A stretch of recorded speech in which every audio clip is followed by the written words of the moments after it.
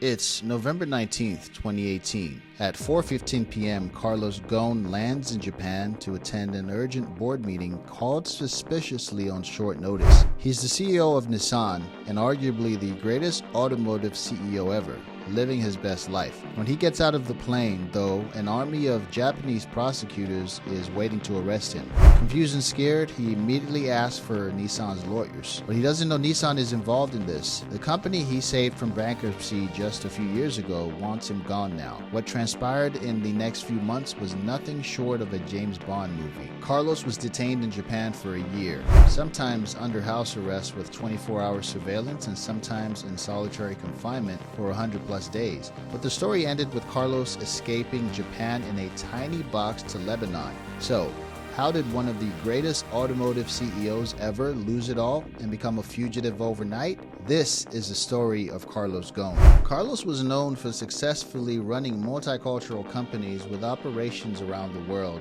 and his childhood explains why he was so successful at this. Carlos was born to a French father and a Lebanese mother in Brazil. He spent some time there, but his mother moved to Lebanon in 1960 when he was just 6. He stayed in Lebanon for a few years but moved to Paris to pursue engineering. He graduated in 1978, and this is where his meteoric rise would start. Right after graduation, he started working for Europe's largest tire manufacturer, Michelin. He would be here for the next 18 years. Carlos was instantly successful with promotion after promotion. By 1984, he was leading a big R&D department.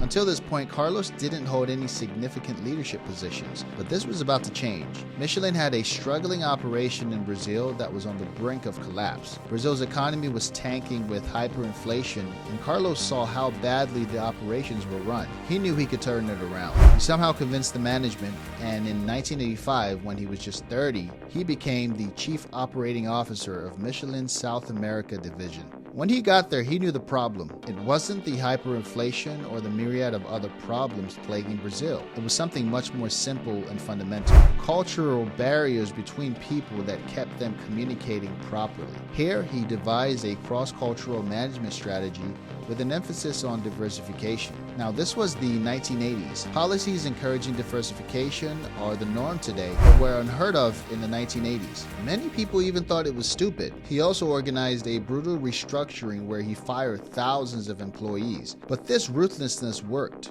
Within 2 years, Carlos turned a struggling division profitable with some simple changes to the management. Impressed by this, Michelin appointed him the COO of the North American operations in 1989 and CEO just a year later. He remained with the company for 6 years until 1996. By this point, Carlos was bored and wanted something new and challenging. He got it shortly. Renault, a French automotive company, had just been privatized. It was bleeding money after decades of mismanagement by the government. A perfect target for Carlos, he was initially appointed as executive vice president.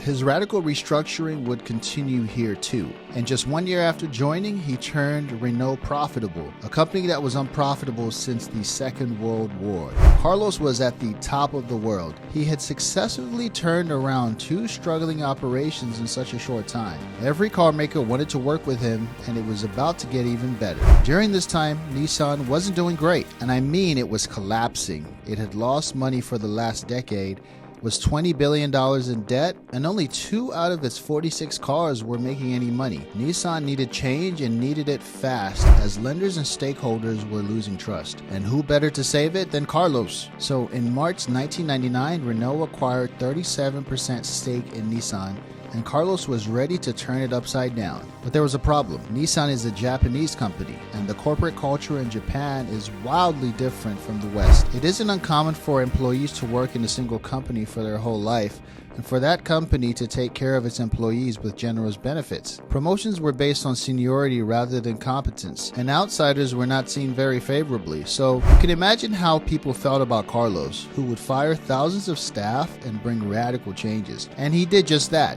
He quickly became the COO of Nissan in 1999. Although the official title was COO, he called all the shots. So as usual, he made a radical plan. His plan would be to turn the company profitable in just 1 year and pay off 50% of debt within 3. Analysts believed it was too much even for Carlos, but he was determined to be ruthless. He stripped Nissan of every unprofitable segment. Japan's pride in its sale was very controversial. When he was done, Nissan had fired over 21,000 employees and sold most of its segments. One of the most brutal restructurings in Japanese history. But he again fulfilled his promise. With 9 months still remaining, he had paid off 50% of the debt and made Nissan profitable. In 2001, he was now officially promoted to CEO of Nissan while also being the CEO of Renault. This was the first time in history that a person ran two large multinationals simultaneously. Although the Japanese didn't like him, he delivered results, so they had to keep him around. On the surface, he was unstoppable. He was the superstar CEO who could turn around any company and make it profitable. But the story isn't so simple.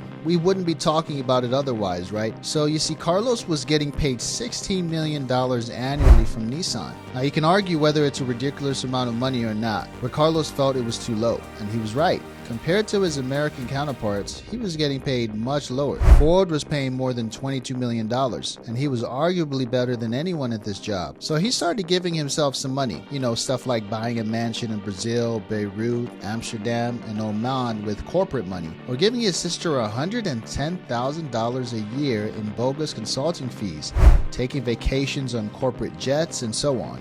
Later on, it was revealed that Carlos didn't report more than $80 million in earnings from Nissan. But this is where it gets really interesting.